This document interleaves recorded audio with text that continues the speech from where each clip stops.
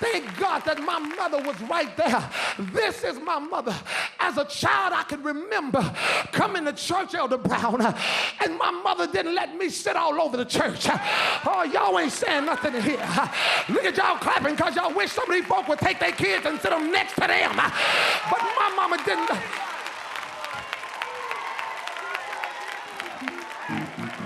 She didn't let me sit all over the church. She made me sit with her whether I liked it or not. And when she was in the choir, she would sit us down front, all four of us. And if we were talking in church, oh God, it's painful to think about now. If we were talking in church, we would hear people about 4 rows behind us start saying, psst, psst, psst, psst, psst. And when we heard that, we knew somebody was trying to get our attention. They tapped us on our shoulder. Your mama wants you. We looked up in the choir. She, that's true.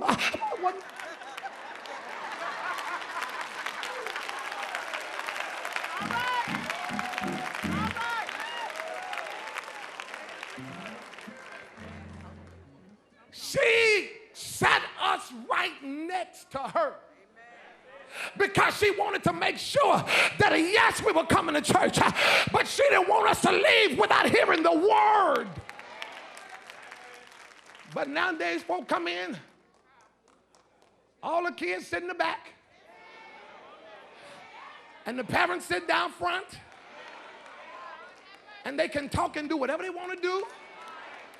And when the service is over, you can ask them, what did he preach about tonight? Can't nobody tell you because they talked all night in church, and that's why they're coming to church, but God ain't in them. They come in, but they don't know God. I thank God because my mother and father covered me. They covered me in prayer. I thank God because when we were younger, and many people remember over on Ewan, the prayer room was right underneath the pulpit. And I can remember as a child getting there early for church, and my mother would grab me by the hand and take me down into the prayer room and put me on my knees right next to her. She made sure that God was in me. She made sure that I studied my Bible. She didn't let me go everywhere. I couldn't go to everybody's house. I couldn't hang out with everybody just because they said they were saved. Oh no, she covered me. But there are a lot of people who don't have a mother or a father like I had. I remember one of my classmates came. He said, Herman, he said, man, I just love your daddy. He said, I got one, but I wish I had your daddy. And that made me feel so good and so sad at the same time. Sad that he didn't have one, but glad that I did. I was glad that I had some people to cover me. And they didn't let me do so much wrong until I just wanted to go. I wasn't one of those kids that left when I got 18 because of what they put in me. I wasn't serving God for them. By the time I was 18, I was serving him for me. Y'all ain't standing here. He said, now if you train up a child in the way he should go, when he's old, he won't depart from it. There are young people here. Young people, listen. Everybody's standing. I'm through. Stand to your feet.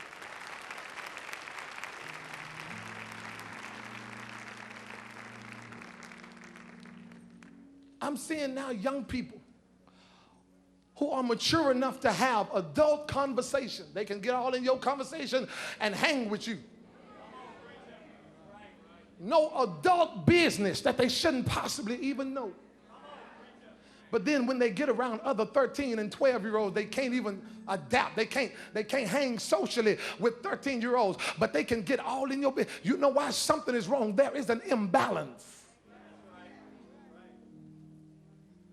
Something's happening to this generation. And God said, because they forgot me, I couldn't let them prosper.